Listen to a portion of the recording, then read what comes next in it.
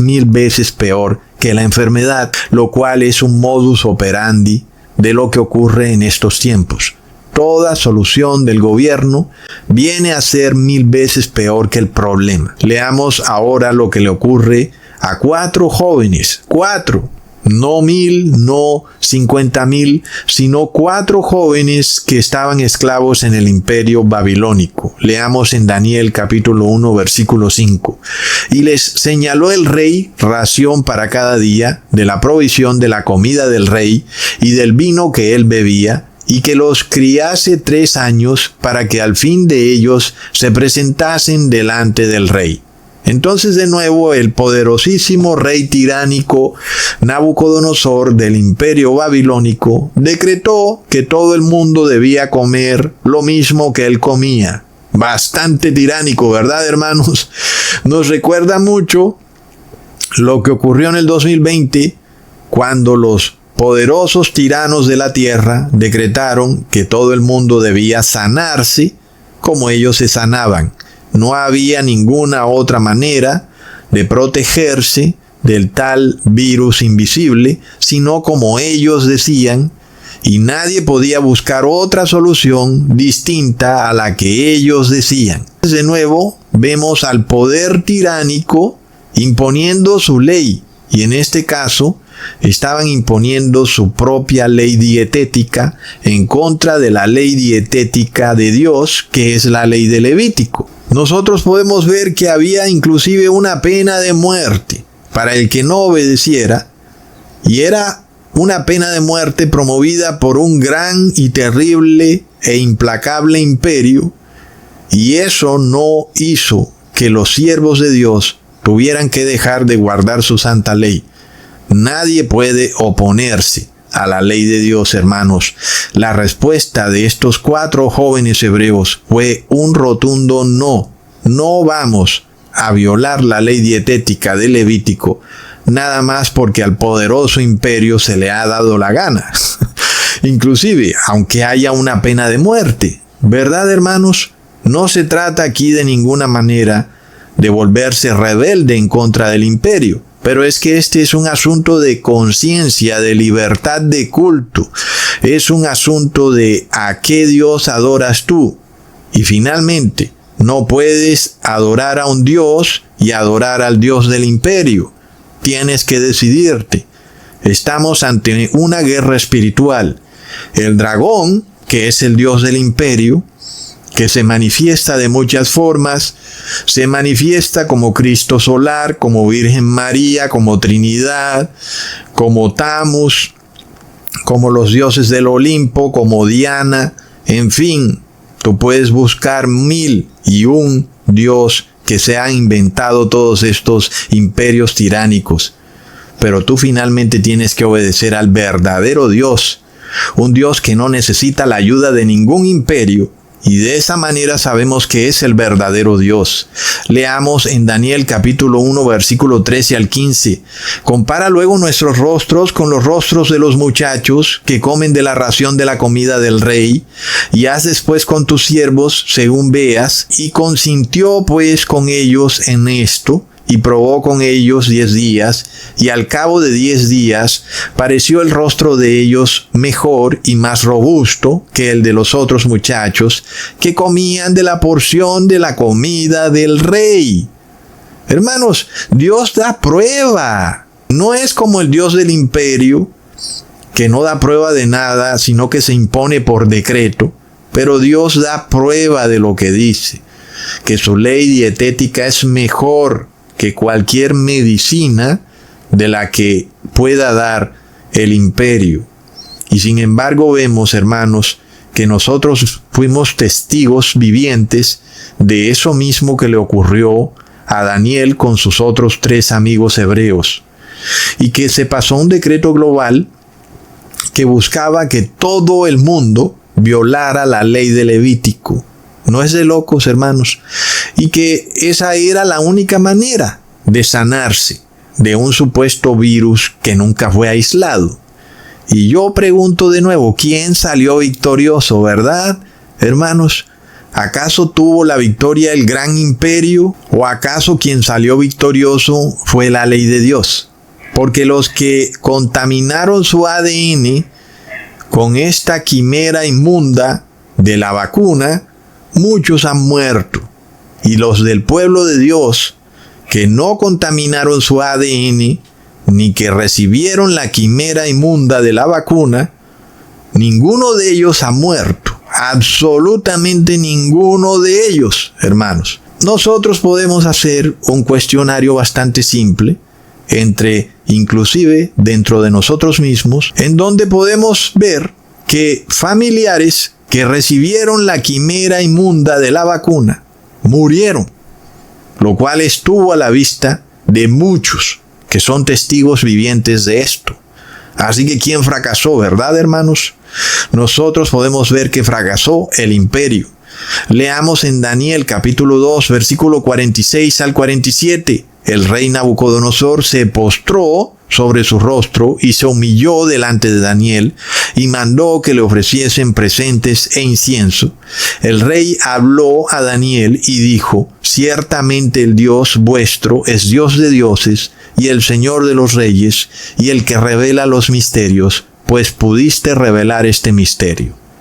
¿Quién venció al imperio? Fueron 4 jóvenes hebreos que guardaron la ley de Dios. El rey del imperio se arrodilló ante estos 4 jóvenes. Por supuesto, aquí no había idolatría. Aquí lo que había era una señal de parte del rey del imperio de demostrar que quien tenía la razón era el Dios del pueblo hebreo. Hermanos, es tremendo, ¿verdad? El dragón imperial está equivocado con su concepto de que no se puede guardar la ley de Dios, y los líderes globales vendrán a humillarse ante el pueblo de Dios como está profetizado. Leamos en Isaías capítulo 60, versículo 14. Y vendrán a ti humillados los hijos de los que te afligieron, y a las pisadas de tus pies se encorvarán todos los que te escarnecían, y te llamarán ciudad de Jehová, Sión del Santo de Israel. Dejemos entonces que desplieguen su enloquecido sistema de pagos digital, su horrible esclavitud tiránica, y ya veremos quiénes vienen a arrodillarse ante nosotros. ¿Verdad? Es de locos. Luego el gran rey tiránico se le ocurrió que todo el mundo debía adorarlo a él, y para eso erigió una gran estatua de oro y emitió un decreto religioso, como esos de los que le gusta emitir al Papa de Roma, y decretó que aquel que no adorara la estatua sería lanzado a un horno de fuego. Entonces, de nuevo, ¿contra quién estaba emitido ese decreto, verdad? ¿Contra mafiosos? ¿Contra criminales? ¿Contra corruptos? No, ¿verdad, hermanos? Tampoco contra paganos ni contra apóstatas, porque por supuesto todos ellos son idólatras. Esa gente adora todo lo que el imperio le diga. Si al rey se le ocurre crear una estatua para que ellos la adoren, esta gente la va a adorar, como lo ha hecho el Papa de Roma. Todos los días se inventa un ídolo o un santo. Recientemente en Colombia se inventaron a San Charbel, el nuevo santo místico de yo no sé dónde, totalmente desconocido para los latinos, pero ahora se lo inventó la Iglesia Católica, el tal San Charbel. Y finalmente, hermanos, pues los idólatras van a ser siempre idólatras, ¿verdad? Y estos jóvenes estaban esclavos en ese imperio, eran totalmente indefensos, no tenían armas, al contrario, eran obedientes al imperio, y el imperio quería obligarlos a adorar a una imagen, como también vimos en el 2020.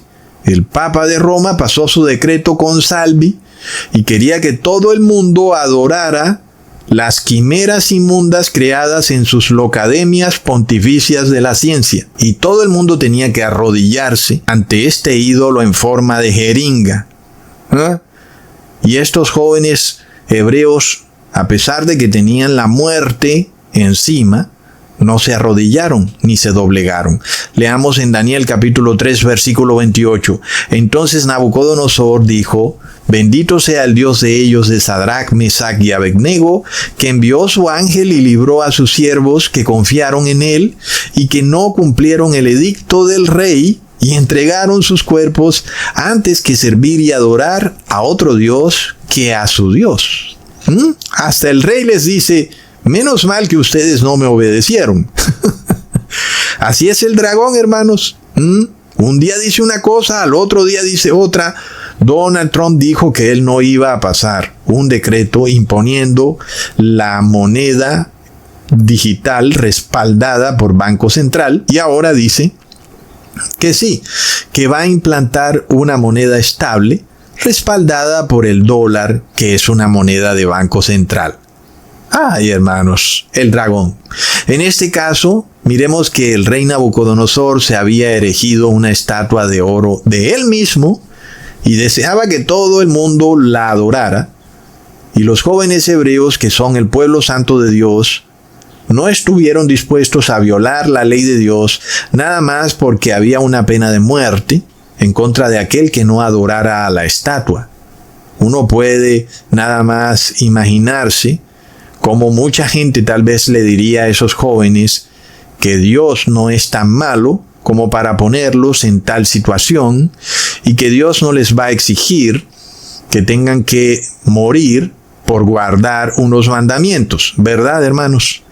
Y que si Dios es así, entonces Dios sería malo. Esto es la blasfemia que uno le puede escuchar a muchas personas hoy en día. Vamos, yo no creo que Dios sea así, que Dios te obligue a perder tu empleo, a perder tus cosas o hasta morir por guardar su ley. Si ese es Dios, Dios tendrá que ser malo. Es una blasfemia, ¿verdad, hermanos? Y aquí, sin embargo, vemos que los jóvenes hebreos sabían muy bien que Dios no toleraría, inclusive bajo pena de muerte, que ellos adoraran esa estatua por no morir. Ellos sabían perfectamente que Dios los condenaría si ellos adoraban esa estatua. Es decir, aquí estaba en juego su salvación y ellos lo entendían perfectamente. Muy distinto a lo que piensan la mayoría de cristianos de hoy en día, que van haciendo una cosa y la otra y piensan que nada pasa. Para estos jóvenes el asunto era bastante serio. ¿Será que ellos entendían que ese decreto venía del dragón y que cuando ellos se arrodillaran ante esa estatua estaban alienándose con el mismísimo Satanás en contra de Dios? Hay una diferencia, ¿verdad? Cuando nuestras acciones son privadas y otra diferencia es cuando nuestras acciones son públicas. Algo que parece que hay hermanos que no entienden. Y es que no olvidemos, hermanos, yo no voy a hablar de un pastor sobre su vida privada. No puedo hablar de ello porque lo que él hace en privado pues le compete solo a él y a Dios. Pero cuando ese pastor blasfema en público, entonces Ecusatón lo expone. Hay una diferencia. De la misma manera, hay una diferencia entre un pecado que tú cometes en privado, pues Dios lidia contigo privadamente. Pero otra cosa es cuando el pecado es público y es un pecado que viene de un decreto del imperio, entonces ahí la cosa es a otro precio. Estás en un asunto público. ¿Lo vemos, hermanos? Ahora, luego, vemos que el problema viene ya no con el imperio babilónico, sino con el imperio medo-persa. Ahora es el rey persa Darío, quien con sus gobernadores y sátrapas se le ocurre